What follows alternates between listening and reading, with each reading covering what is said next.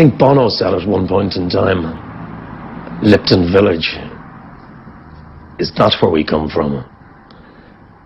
And we all started cracking up laughing and said yes. When we were in Dublin in the late 70s, there was massive unemployment, there was repression, there was, the Catholic Church had a very strong grasp on morals. I mean, not only was homosexuality illegal, but condoms and contraception was illegal. It was a very grim, grey city, and we were fighting against that.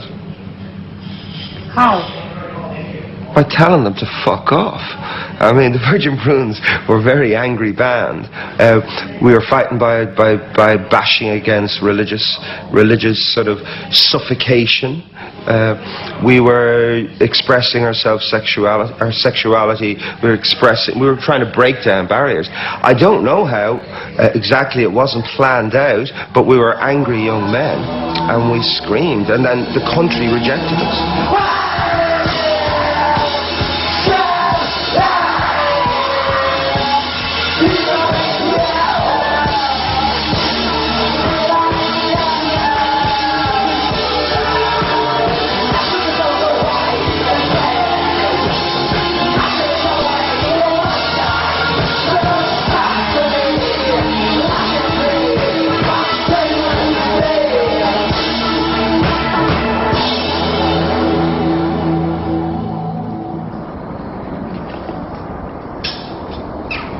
Well, I grew up north side Dublin, an area called Ballymun.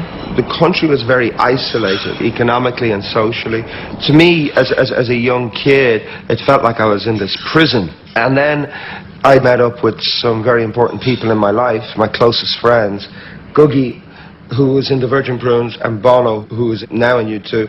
Now, Cedarwood Road was where me, Guggi and Bono lived. I came from a very strict Catholic background, and I had a very strict father. Guggi came from a Plymouth Brethren background, which is like a fundamentalist, almost Quaker Protestant. I'm sure you have a few in Holland.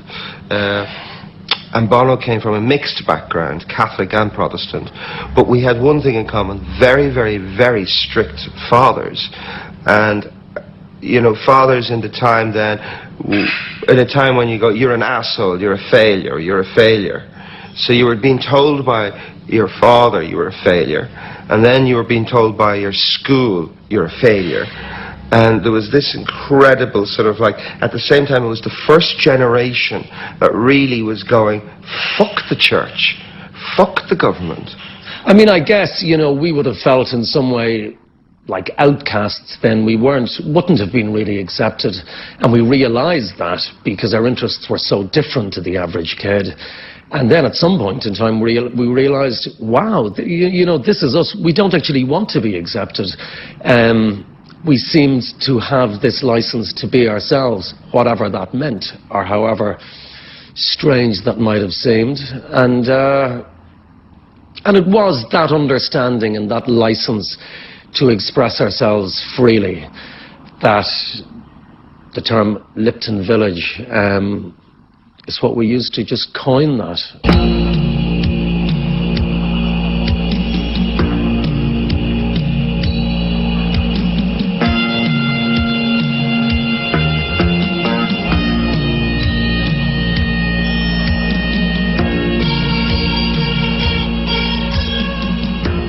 When we were little boys living on Cedarwood Road, and they started building these skyscrapers, we thought they were, but they were flats, and I don't know, the image in our heads was that Manhattan had arrived to Dublin, and like in the 70s and the 80s, with the sort of mass unemployment and mass emigration, these places were just let rot. There was no amenities, there was no shops, no chemists, nothing, and then there was a heroin epidemic, and it just became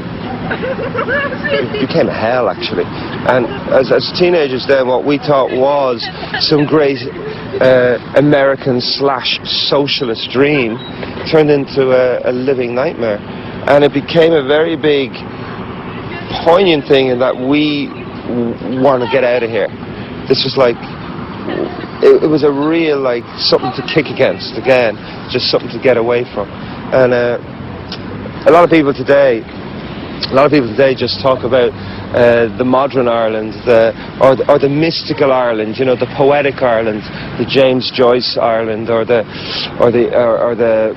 new Ireland, which is sort of like, you know, the fastest growing economy in Europe and blah blah blah. But they don't talk about, like, where it came from and all of that. And this is sort of the roots, my roots area.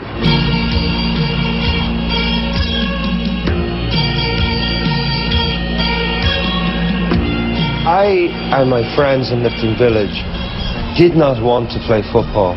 We did not want to be in the civil service. We did not want to be hanging around the shops, drinking cider. We did not want. So, and we felt rejected, and we wanted to be rejected from that society at the time. And we would come to places like this, where most people would say, look at the fucking queers, the puffs going out to the Botanic Gardens. It was like a refuge, a haven, you know.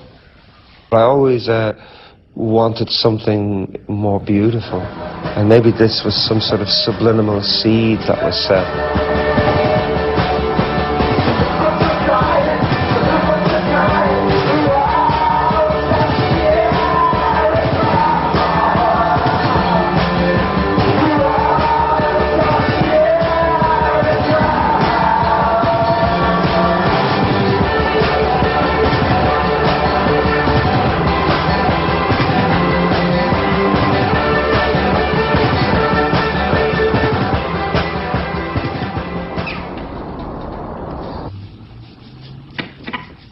Very early on in our friendship as kids, you know, verbally speaking, the way we saw things and the way we described things, we had this idea of finding a word that sounds the way somebody looks. So to try and capture the way somebody looks physically by the sound of a word. In fact, that's how we got our names. Guggi is mine, and that came from the fact that word in some way described my physical likeness. Gavin is a very square word. You probably notice he's got a very square head. And Bono, an edge. Lypton Village was, you know, how we coined it when we were teenagers and in our 20s. Do we still refer to our friendship as Lypton Village? No, we don't.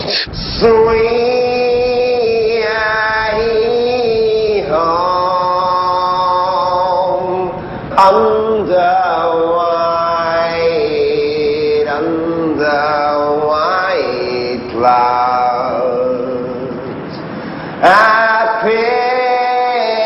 picture on the wall, it says it all, it says it all. I think if you two were not as successful, and if I didn't go and do other stuff, or if Guggi is a very successful painter at the moment, people wouldn't give a fuck about Lypton Village. Because we've all gone into different careers, the myth has become magical. Home is where the heart is. Home